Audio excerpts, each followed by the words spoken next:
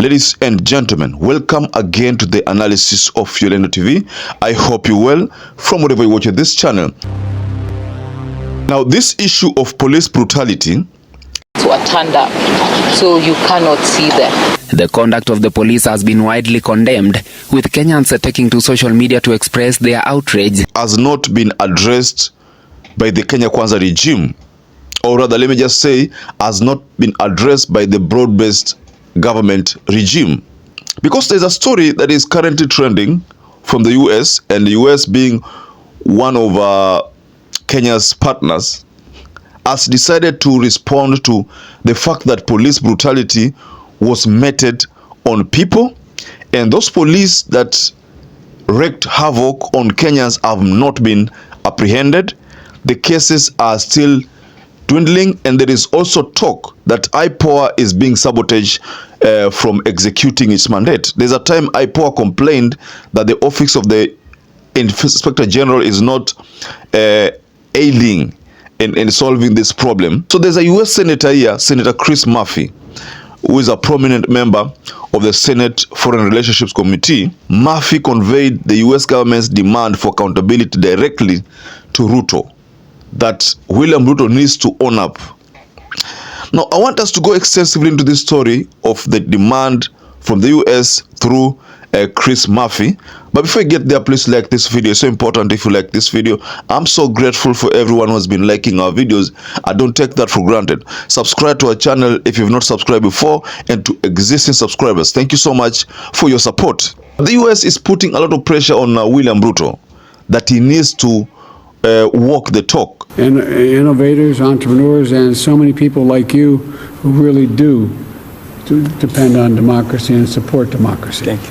And I bring you very warm greetings from the people of Kenya and our brothers and sisters from across the continent. Our young population, talented, educated, innovative, and American technology that is cutting edge.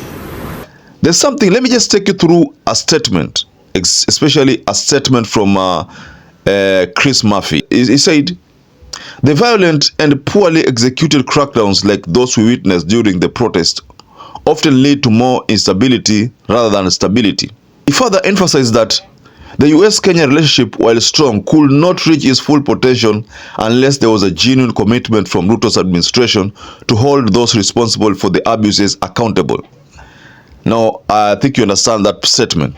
I want to read it again so that you can get the statement clearly. He emphasized that the US-Kenya relationship, while strong, could not reach its full potential unless there was a genuine commitment from Ruto's administration to hold those responsible for the abuses accountable. You know, Ruto has been talking big. You remember when he used to go to, he used to be invited as guests in so many forums. He would talk about democracy. When he was invited in the US for the US state visit, he talked about democracy. And I remember at one particular time, Biden told Ruto that he hopes that Ruto will abide by democracy rules, that US only supports allies who champion for democracy. So that's a statement that came from Biden. So US Senator Chris Murphy is emphasizing that it's not going to make sense if US and Kenya relationship is considered to be strong, yet I want to understand this, yet Kenya is not ready to solve these cases of police brutality. That will not be democracy.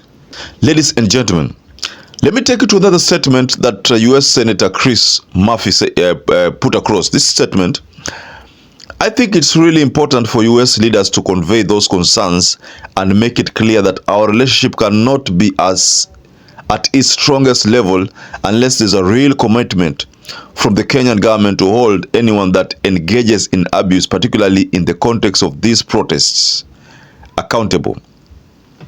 Let me take you up to speed with something that a statement that Ruto made previously. And this statement was an attack on the Ford Foundation. And there was allegation that Ford Foundation has been, supporting certain NGOs in Kenya, NGOs who are seeking to strengthen democracy of the country. So these NGOs, RUTO exposed Ford Foundation to be the body that is funding them. And according to William Ruto, he believed that those funds which have been channeled to these NGOs are the reasons why the protests took this long. And according to William Ruto, he believed that Ford Foundation was financing his ouster. I mean, that is according to how he perceived the whole thing. And again, according to William Ruto, he never knew that, or maybe he knew but never expected that First Lady's foundation would also be exposed, because according to the report that was published in Ford Foundation's website, it appears as if Mama Rachel Ruto's foundation was also part of the beneficiaries of the questionable funds which Ruto put to the public domain for an audit to be done. So Rachel Ruto's foundation was one of those foundations that received the same money that was under question. So I think that's why you find that to date Ruto has not talked about Ford Foundation again. Now I started by telling you about the concerns for IPOA. IPOA has listed names, policies whom they consider should be prosecuted and dismissed because of because they were in connection with the protests. And this is a fact that US has really emphasized on, that it needs to be respected. And also onto this matter, let me just take you up to speed with this. MPs have also expressed frustrations over the lack of progress in holding the police accountable.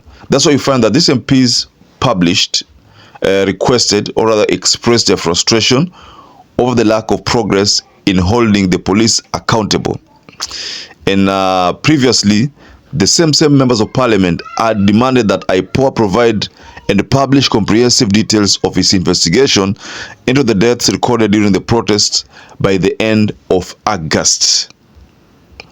And I think you also remember this matter was conveyed by Gathoni Muchomba, because Gathoni Muchomba requested, or rather voiced, the sentiments of many when she confronted IPOA officials, you know. So this push from the US is positive, ladies and gentlemen, and it needs support. It's actually seeking to solve the problem. The problem is arrest of these rogue police who meted a lot of violence on peaceful demonstrators. You remember the story of abduction, the killings, you know, the maimings, all this, you name them. US is concerned about the progress. So, ladies and gentlemen, I'd like to rest my case here. But what do you think about this matter going forward? Because US is concerned justice delayed is what is being witnessed here in Kenya. So perhaps if you watch this video and you're not subscribed, take 1 second and subscribe, like this video. Until you catch up again, stay safe and stay blessed.